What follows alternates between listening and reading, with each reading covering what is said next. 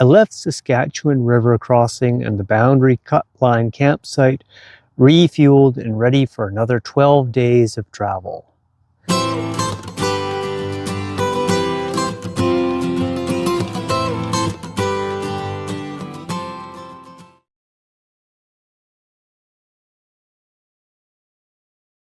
The first descent, like the others at the beginning of each section, was really high, 1,172 meters, and I felt like an old Saturn V rocket lifting off with just enough thrust to get me off the pad to begin with.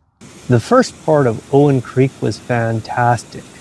Like the Mistaya River on the south side of the canyon, Owen Creek had cut down through weak layers of rock, creating these very narrow, deep slot canyons through which the water flowed. It was quite fantastic.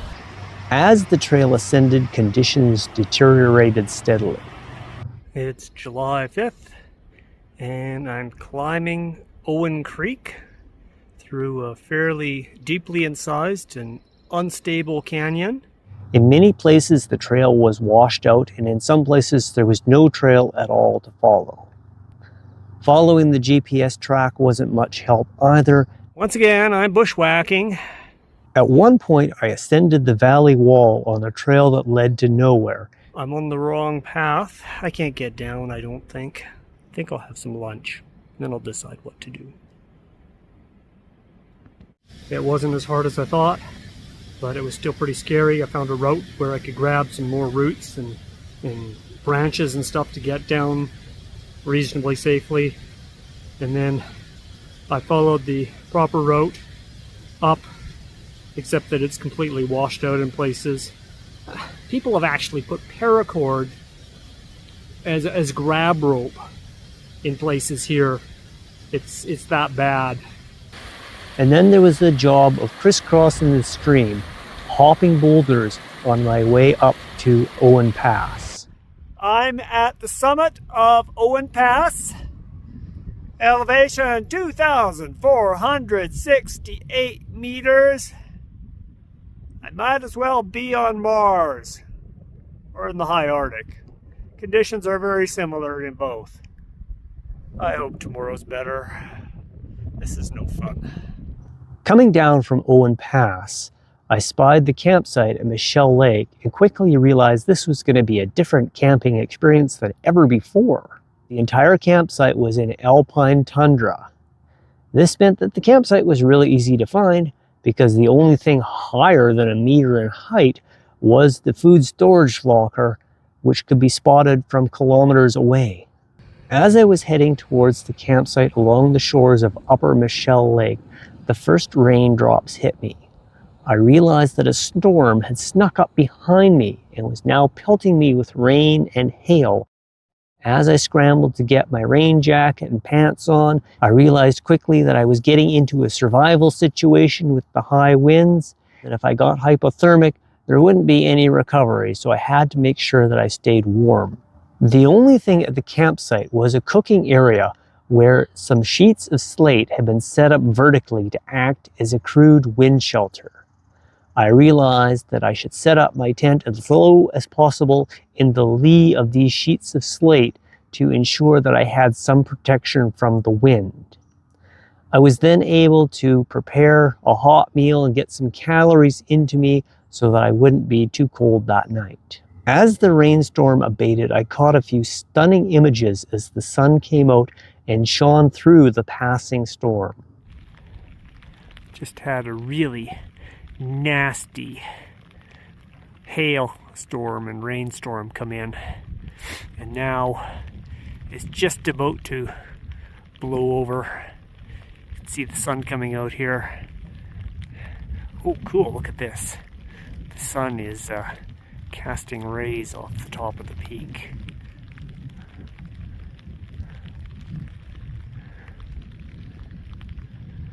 That night, I deployed all the tools in my arsenal.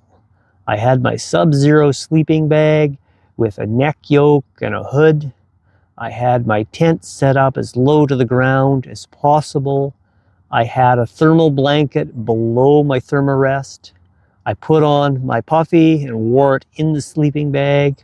I had my socks on, and I prepared a hot water bottle and stuck it between my legs to try to keep me warm overnight. It all worked. The wind and rain continued all night long, and at 4:30 a.m. when there was a lull in the wind, I decided to make a break for it, get up early, get out of there, and go to a campsite 500 meters lower in elevation with hopefully better weather conditions. All right, it's Sunday, July 6th, 9:33 a.m. I am at the highest point in the GDT. Elevation, oh golly, just short of 2,600 meters. The air is really thin up here, so I'm having trouble thinking. Give me a break. Although I had handled the storm fairly well, I found myself shaken by the events of the previous night. The trail wasn't like sections A, B, and C the previous year, which seemed like a vacation, or even section D, the trial by water. This was potentially life-threatening. This trip had become more like Outward Bound or even Survivor Man.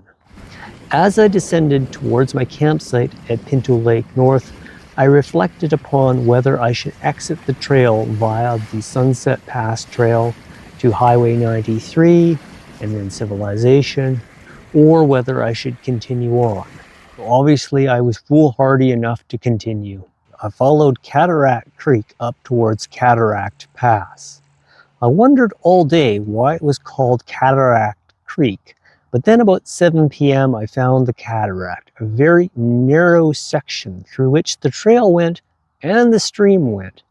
And once again, like in Owen Creek, I found myself scrambling on the side of the trail, trying to make my way through this short, steep area with loose rock.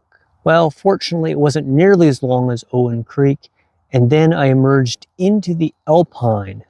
Yeah, you got that right.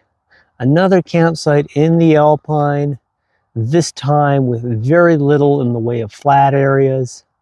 But I did have one thing that was interesting. Right above me was this hanging glacier on the side of the mountain. It was beautiful. As I was getting breakfast ready, a house-sized chunk of ice fell off into the valley below.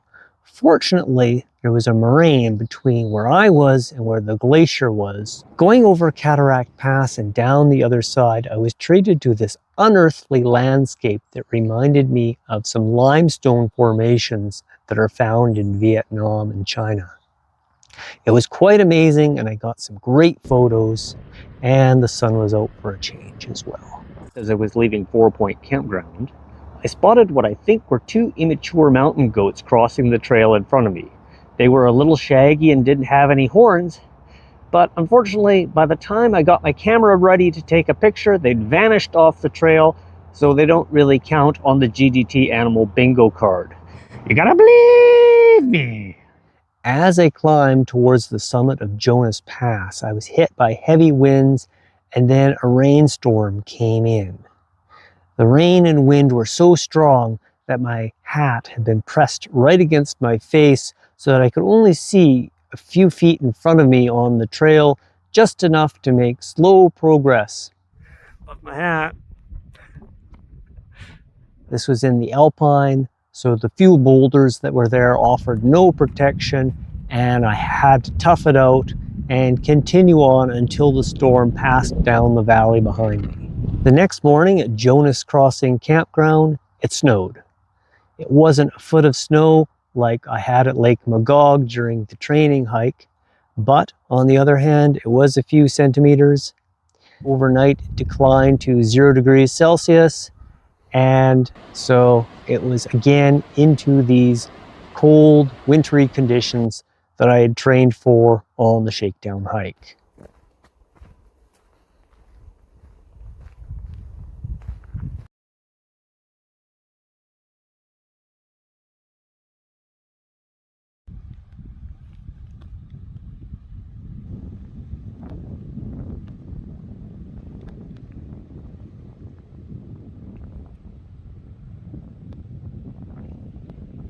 leaving Mary Schaefer Campground, I ran across a young moose on the trail going the opposite direction from me. We stood stunned, watching each other across the stream for a few minutes. I got a few photos off, and then the moose bolted and was not seen again. I was supposed to spend the night of July 14th at Watchtower Campground, but it involved a climb up over a pass of several hundred meters, and then that pass would have to be crossed again on the way back the next morning. So I decided to be a rebel and go to Curator Campground instead. According to the Parks Canada reservation system, Curator was completely full, but as I got there, I realized the campsite was empty, so I managed to get the best site. The campsite never filled up. There was one spot available the entire night in addition to the one I was taking, so I didn't have to relocate to someplace else. And this is just something that was a fact the entire time of the trip, possibly due to the weather, that people were just not showing up for the reservations that they had made. Rain has been unrelenting for the past 3 days. Curator Campsite was near the edge of the 2024 Jasper wildfires. At the campsite, there was actually some damaged equipment, including a pole containing a box with a logbook. As I opened the logbook, I found the last entry from July 22nd, 2024, commenting about how unseasonably warm it was. I think these people didn't realize that later on that day, they were about to be evacuated by helicopter because of the advancing wildfire.